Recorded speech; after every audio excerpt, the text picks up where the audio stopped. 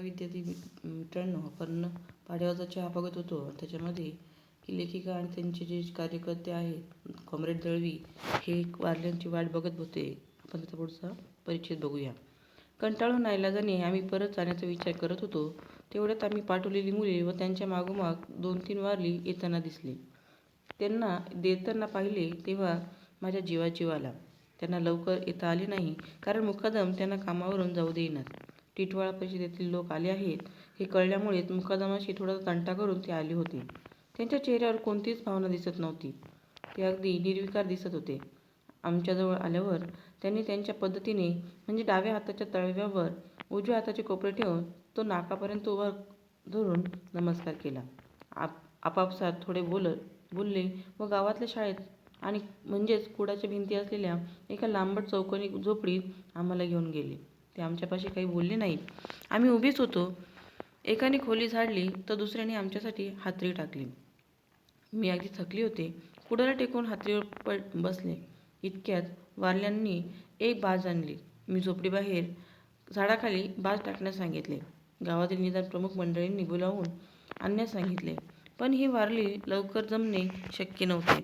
सारे वारली जागोजाग भेटीला गेलेले होते. त्यांना वर्दी पोचून जमा होईपर्यंत दुपार उलटून जाईल असा अंदाज होता.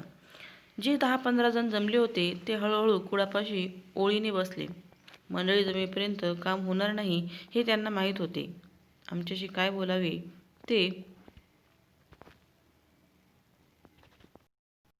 त्यांना सुचेना. सारेजण जमेपर्यंत वेळ कसा घालवावा हा आमच्या पुढे प्रश्नच होता. कॉम्रेड दळवी व मी आपसात बोलत होतो. थोडा चहा मिळाला तर प्रयत्न करून पाहावा म्हणून मी त्यांच्यापैकी एकाला प्रश्न केला. दादू, थोडा चहा मिळेल का? सोय होईल का? चहाचे साधन त्यांच्याजवळ काहीच नव्हते. ते विचारात पडले. एक जण म्हणाला, बाई, जेवण करणार का? जेवण करणे चहा करण्यापेक्षा त्यांना सोपे होते. त्यांच्याबरोबर त्यांच्या जेवणातले आम्हाला चालेल वगैरे आम्ही त्यांना सांगितले. बाई, आम्ही गरीब माणसं, या जंगलात काय मिळणार? एवढे बोलून ते आपल्या कामाला लागले. मला वाटले चहा काही मिळणार नाही, जेवण मिळणार. पण त्यांनी जेवण व चहा दोन्हींच्या तयारीला सुरुवात केली. चहा करायचा म्हणजे त्यांच्यापुढे प्रश्नच होता. त्यांच्याकडे साखर नव्हती, त्यांना जरूर लागत नसे. कोणाकडे चहाची पावडर नव्हती. गावात गाय नाही, म्हैस नाही, त्यामुळे दुधाचे थेंब मिळणे कठीण. ते आपसात बोलू लागले. पहिला वारली म्हणतो, चहा कसा करायचा काय र? दुसरा वारली, चहा होय, सोय तर होईल, पण साखर कुठं गवसल? तिसरा वारली म्हणाला, आपल्या पायी नाही, पण पाटलाकडे थोडी खांड होवी. दुसरा वारली, पाटलाकडे गुळ मिळेल. पाटलाकडे गोड नाही हुआ तर एका शिवराईचा आणू. पहिला वारली, बाई, तुला गोडाचा चहा चालत आहे का? एकाने एका पोराला बोलावून गूळ आणायला सांगितला.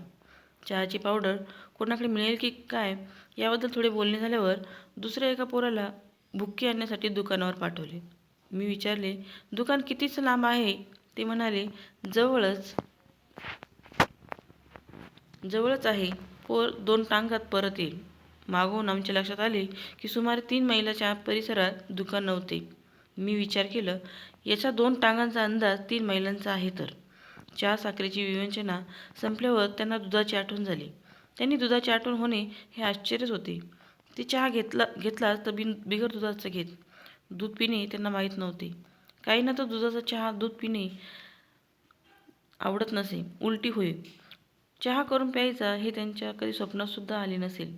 त्यांची परिस्थिती तशी होती की चहा आपल्यासाठी नाही हीच त्यांची दृढ भावना होती. आम्हाला बिगर दुधाचा चहा चालेल असे मी त्यांना सांगितले. गावातल्या बकऱ्या चरण्यासाठी गेल्या होत्या. बकरी गवसाच्या या शब्दात एखादी बकरी शोधून पकडून दूध काढून आणायची हा सारा अर्थ सामावलेला होता. बकरी गवस एवढ्या शब्दात त्या पोराला सारी समजले व तो कामासाठी निघून गेला. चहाची व्यवस्था झाल्यावर ते जेवणाच्या खटापटीला लागले. जेवण म्हणजे त्यांना ती खटापटच होती.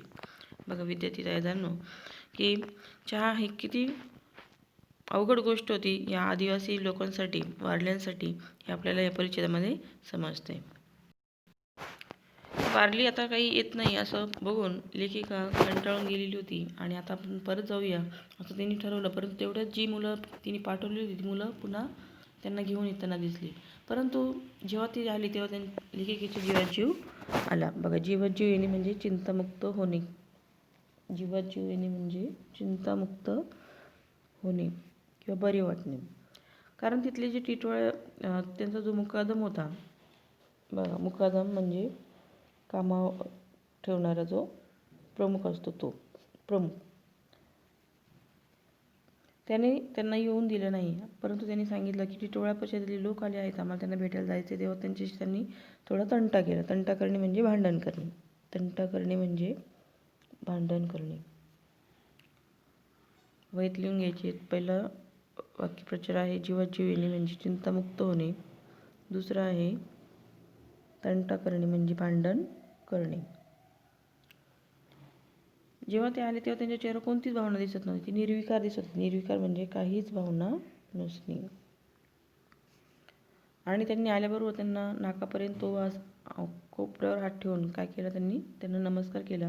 आणि ते आपापसात थोडेसे बोलले आणि त्यांना एका शाळेमध्ये ते घेऊन गेले. ती झोपडी होती आणि त्या झोपडीमध्ये नेल्यानंतर एक हातरी टाकली. हातरी म्हणजे चादर टाकली आणि त्याच्यावर चटई टाकली. चादर किंवा चटई टाकली. त्याच्यावर लेखिका जाऊन काय झाली, जमलेली असल्यामुळे ती तिथे बसली आणि झोपडीबाहेर झाडाखाली तिने बाज टाकण्यासाठी सांगितली. कारण तिथं निदान काही प्रमुख मंडळी आली तर त्यांच्याशी आपल्याला बोलता येईल.